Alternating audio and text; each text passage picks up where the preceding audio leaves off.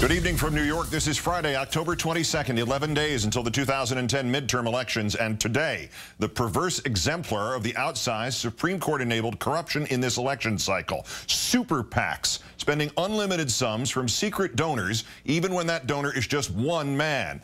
In our fifth story, Pac-Man and the corporate equivalency of that. The New York Times expose of how big insurance, big finance, and big oil shovels money to the Chamber of Commerce for the obvious advocacy that the U.S. Chamber of Commerce executes so well. First, the brand new and stark example in the Nevada Senate race. The super PAC calling itself Ending Spending Fund. It has spent nearly $600,000 against Senate Majority Leader Harry Reid. That super PAC is the political arm of a nonprofit group called Taxpayers Against Earmarks. But Taxpayers Against Earmarks is actually just one taxpayer, according to Amanda Turkle of the Huffington Post. It's this guy, Joe Ricketts, the founder and former chairman of Ameritrade and part of the new ownership of the Chicago Cubs. Mr. Ricketts is the sole donor to the Ending Spending Fund, and he would and could be a secret donor if not for the fact that he voluntarily disclosed his identity. To put this in further perspective, under the law, an individual such as Mr. Ricketts may contribute only $2,400 per election to a candidate or his campaign committee.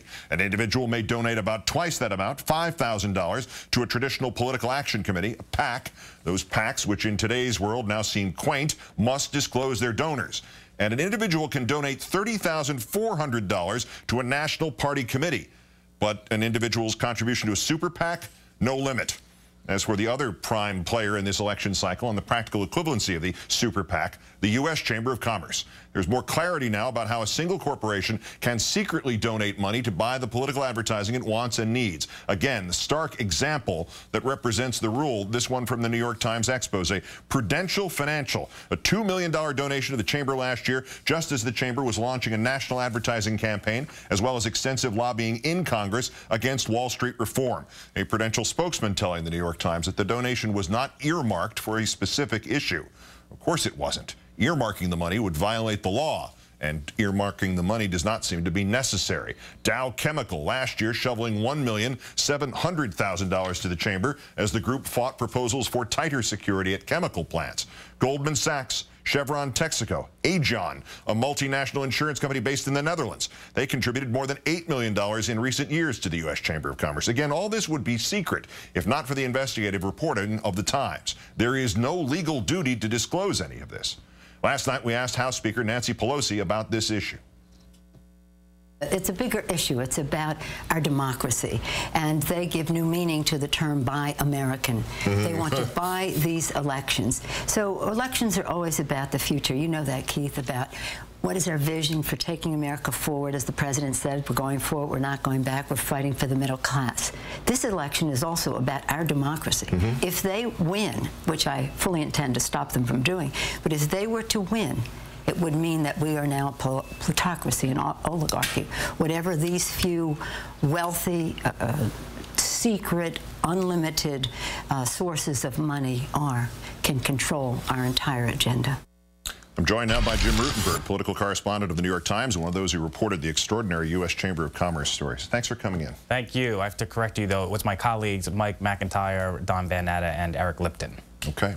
The money's not earmarked. Explain, though, how successfully and how carefully the Chamber takes up political battles that corporations do not want to be seen as fighting openly. Well, what the story showed is that the money came in. You showed it Prudential, $2 million, right when the Chamber is going to start going after the financial reform package. So maybe the money wasn't earmarked. They say it wasn't, and we have no evidence to doubt that. But, you know, I guess people can draw their own conclusions. If it's coming from a chemical company, it might have something to do. They might have some interest in having it go to a chemical issue, and it would be simply assumed. You wouldn't even have to say anything that would make it illegal. That's part of the intricacy of the thing, correct? Right. We report, you decide. But, you know, there is a, you know, people can try to connect some dots. It's hard because you often don't know who's behind this money, as you've pointed out. The examples that we have are from recent years. Do we know that that's the template for what's going on now, or is that just to be assumed? I don't know. Right now, there's so much money coming in, and they are pinpointing races. It's really hard to say. One would have to think, or would want to think, that the money's earmarked. They say it isn't. So we just don't know, and we'll perhaps never know. This was not from your paper's reporting, but we cited this example from the Nevada race, the super PAC, the one man, the man who is his own super political action committee. How does that and the super PAC idea generally compare to the dynamics of the political activity of the U.S. Chamber of Commerce? Well, again, to me, it's interesting that there are some of these people who will come out and say, I'm giving a lot of money. We had Bob Perry, builder out of Texas, make it clear that he has given $7 million to some of these efforts. And that's just with American Crossroads, which is the group most commonly associated with Karl Rove, who's helped them form and fundraise. Do you think in terms of information that might be available on this subject that we're at the tip of the iceberg, or did your colleagues pretty much mine this mine? You know, again, because it's so dark, who knows? But I feel like we're at the tip. I feel like there's so much we just don't know. And the way the law has been structured, the way it has been reinterpreted by the Supreme Court in Citizens United, there's no easy route to get this information. There's nothing other than going essentially through back filings of taxes, correct? That's right. And you know, the interesting thing is, if Congress changes hands, then there's a congressional, as you probably talk about on the show all the time, the Disclose Act. There's some legislation that would make companies have to say what they're doing.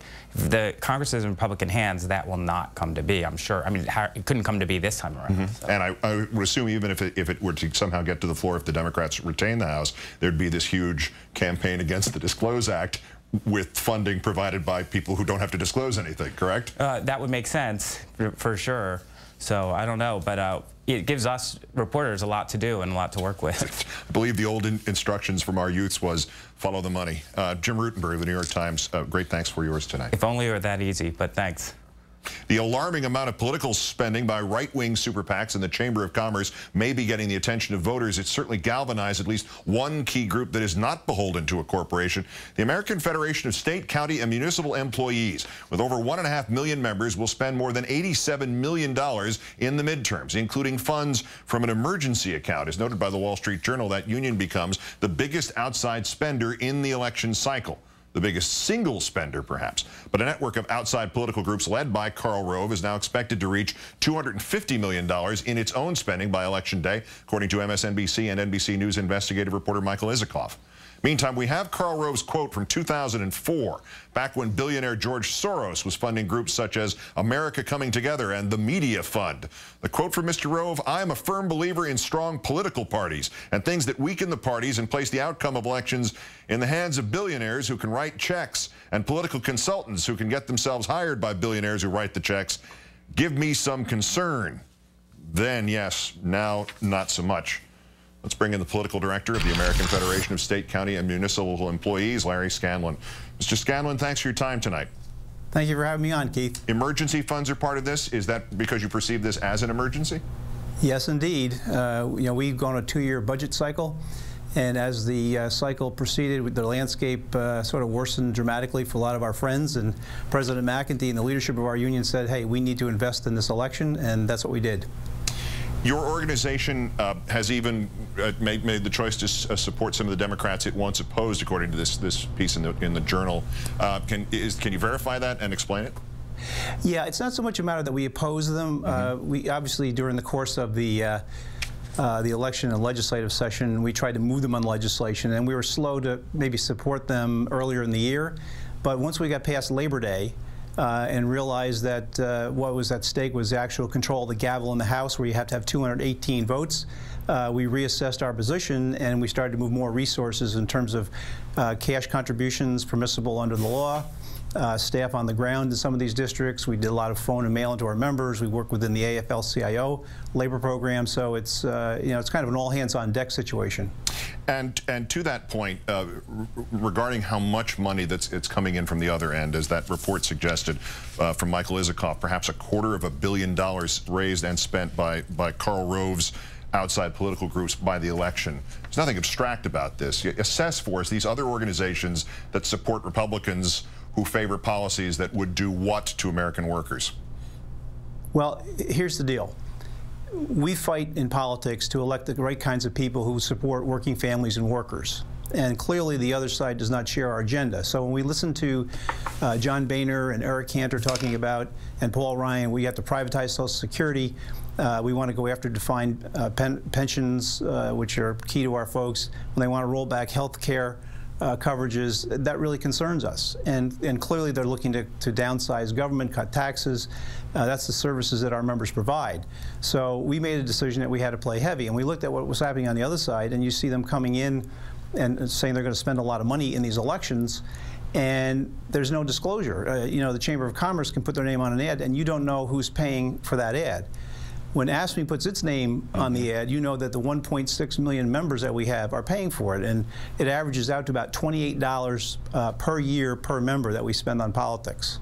Newsweek just released a poll. It came out at dinner time tonight, East Coast time, which suggests, or it suggests, is addressing the so-called enthusiasm gap and suggesting that that enthusiasm gap is closing. Let me just give you the highlights. The president's approval ratings: 48 approval, 46 disapproval. That was 3 weeks ago, the end of September. Today it's 54 approval, 40 approval.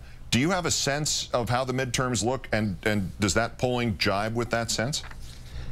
It does, Keith. We're seeing more enthusiasm on the ground. In fact, it's beyond enthusiasm. It's anger. Our members and other labor movement members, when they're reading about what the Republicans want to do, and they certainly have some crazy right-wing candidates this year, they're fired up. They're volunteering to get on the doors, to make phone calls.